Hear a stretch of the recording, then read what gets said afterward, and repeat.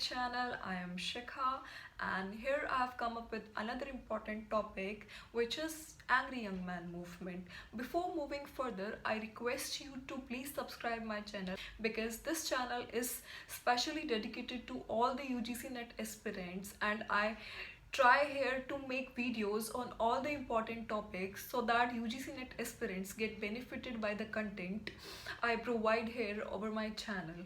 So let's begin with the video.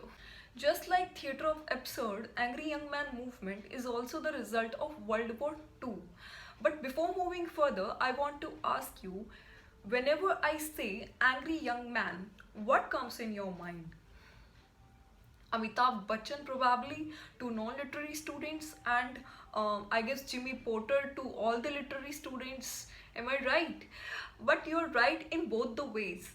As you know that Amitabh Bachchan has been given this title, the Angry Young Man. In one of his interviews, he says that the title is not just about him, but about every individual with a rebel inside. He says, I quote, in the minds and in the hearts of youth of India, there was some kind of suppressed anger, something that they desired and which was not being said and not coming out. So this is what Amitabh Bachchan says in one of his interviews. It means that the phrase angry young man is referred to every individual who has that anger inside and which has no way to coming out. Neither they can say anything nor they can bear it. Now let's come to the origin of the phrase, the angry young man. This phrase has been taken from an autobiographical book by Leslie Paul, and this book, The Angry Young Man, it has been published in 1951, but this phrase became famous later in 1956 by the book Look Back in Anger. The book was written by John Osborne in 1956. Now let's come back to the movement, the Angry Young Man movement.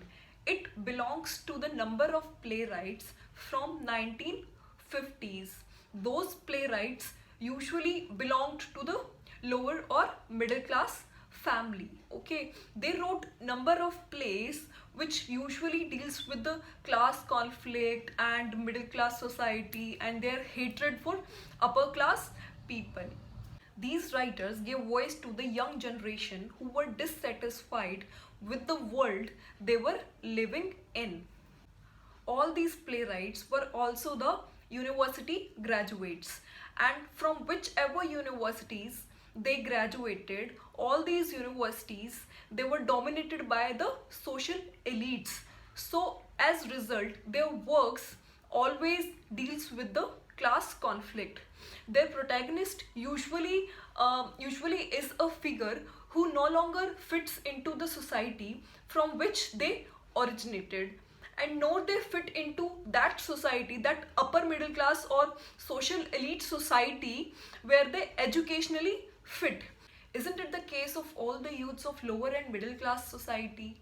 Because when we attain our degrees, when we get educated, our ideas, our thoughts, they do not match to the society to which we belong. But educationally, we are fit to the upper class society, right? But they do not accept us either because our lifestyle is different from theirs. So as a result, we get that repressed anger that we can't lash out on others, and as a result we become frustrated.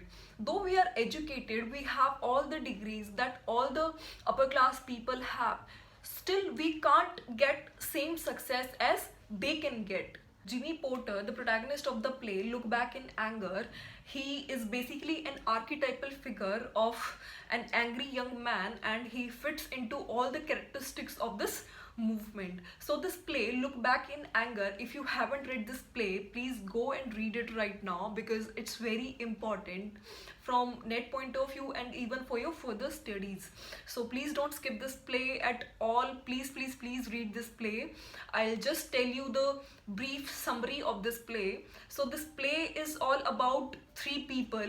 The protagonist, of course, Jimmy Potter, and his wife Allison, and his friend whose name is Cliff, I guess. Yeah, he was Cliff. So this play revolves around this protagonist Jimmy Porter, and he was a university graduate. Though he was educated, but he could not achieve much success in his life. He owns a candy shop, and over the entire play he lashes out his anger over his wife Allison, who belongs to the upper class. She was a daughter of a colonel of British Army, and he lashes the protagonist Jimmy Porter, he lashes out this anger over his wife and her entire family. In between the play, Jimmy Porter tries to end up his relationship with his wife Allison, and he leisures out, he passes his time with his friend Cliff, and perhaps later Allison's friend Helena, she comes at Jimmy Porter's house, and she stayed there for a while. They begin their affair. Jimmy Porter and Helena, Allison's friend, they begin their affair, but it ends abruptly, and then Allison's she comes back to her husband Jimmy Porter, saying that I have had a miscarriage, and they both then reconcile. So this was the summary of the play Look Back in Anger, where the protagonist Jimmy Porter, he was dissatisfied with his life, and his impatience and his resentment was the result of what he perceived as hypocrisy and mediocrity of upper class people, and he lashes out his anger over Alice and his wife, who belong to upper class family. And over the entire play he continuously fights with his family, with patriotism, and with the established culture, and of course socio political system he was living in. So these were the characteristics of Angry Young Men movement, and even other works belong to this movement. They shows the same features as this play Look Back in Anger. So now I'll come to all the writers who are associated with this movement. Those are John Osborne, John Wayne, Edward Bond, David Story, Alan Silitoy, Arnold Wesker, Kingsley Amis, and Bernard Coates. So these were the writers associated with this movement. So that's it for this video. We'll meet in the next one. And again, if you haven't subscribed my channel, go and subscribe it right now, and hit the bell icon if you want the notification for the rest of my videos. So bye bye, take care.